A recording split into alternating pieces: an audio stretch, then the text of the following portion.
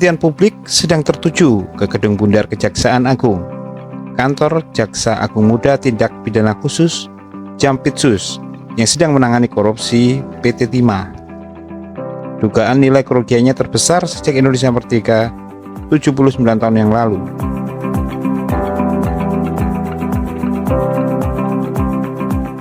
Awalnya Jampitsus Febri Ardiansyah mengumumkan dugaan kerugian negara hanya sekitar 271 triliun. Tetapi pada Rabu 29 Mei 2024, Jaksa Agung ST Burhanuddin mengoreksi angka kerugian yang pernah diumumkan Jampitsus Febri tersebut. Dugaan kerugiannya malah melebihi angka 300 triliun. Para sindikat melakukan dugaan korupsi terkait tata niaga timah.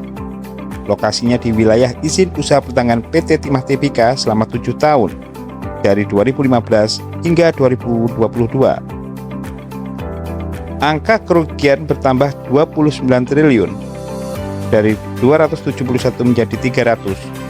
Untuk mendapatkan hitungan 300 triliun itu, Kejaksaan Agung dibantu Badan Pengawasan Keuangan dan Pembangunan BPKP.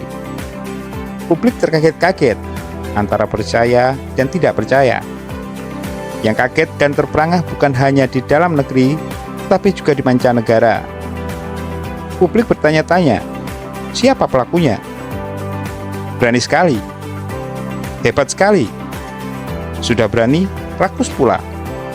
Nilai korupsinya 300 triliun, berarti 10% lebih besar dari anggaran pendapatan belanja negara APBN 2023 yang sebesar 2.463 triliun.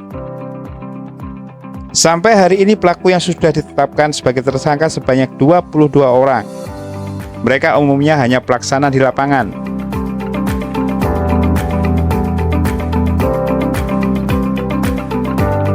Penyidik Gedung Bundar belum menyentuh pelaku kakap seperti yang pernah disampaikan wartawan senior Dahlan Iskan, yaitu RBT atau RB. Ada pula Jenderal Purnawirawan Bintang 4 berinisial B. Pelaku yang baru saja ditetapkan sebagai tersangka adalah mantan Dirjen Mineral dan Batubara Minerba Kementerian ISDM Bambang Gatot Haryono. Dia menjabat Dirjen pada tahun 2015 hingga 2020. Saat itulah aksi korupsi mafia timah di wilayah IUP PT Timah Tbk dimulai. Aksi pencurian mereka berlangsung hingga tahun 2022. Pelaku kakap tampaknya panik. Aksinya sudah diketahui Gedung Bundar. Untuk meyakinkan dugaannya, Gedung Bundar mampu mengajak ahli untuk menghitung kerugian negara dari aspek kerusakan lingkungan. Akibatnya pelaku kakap melancarkan teror ke Kejaksaan Agung. Awalnya pelaku kakap berusaha melobi dan mengajak berdamai Gedung Bundar. Biasa disebut dengan 86, pasal perdamaian di KUHP. Namun rupanya ajakan lobi dan berdamai tidak ampuh menghentikan gerak Gedung Bundar. Langkah selanjutnya, melancarkan teror. Pelaku mengirim rombongan motor gede dengan sirine yang berputar-putar di sekitar Kejaksaan Agung. Sempat juga pelaku kakap mengirim drone ke Gedung Bundar. Tujuannya tidak lain untuk memantau kegiatan penyelidikan dan penyidikan yang dilakukan.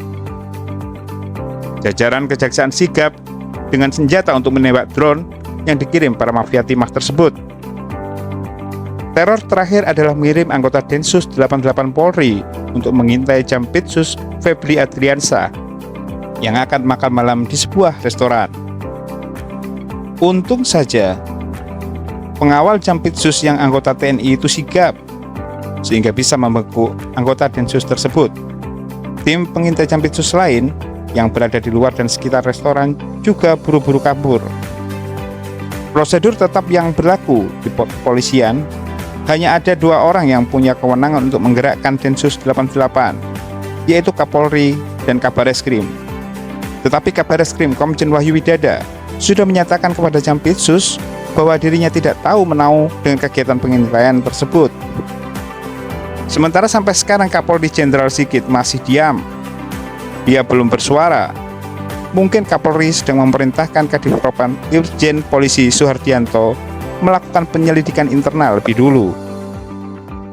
Publik tentu menunggu penjelasan resmi dari Kapolri.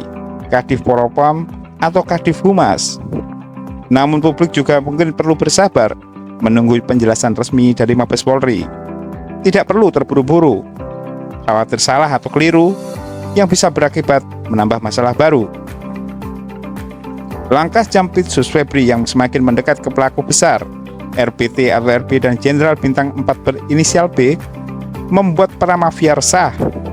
Mereka lalu bekerja keras memperlebar wilayah pertempuran. Misalnya, kasus rekening gendut yang sudah basi dan tutup buku 15 tahun lalu coba dibuka-buka lagi. Padahal Pengadilan Negeri Jakarta Selatan melalui putusan pada tahun 2014 menyatakan kasus rekening gendut tersebut tidak terbukti secara hukum.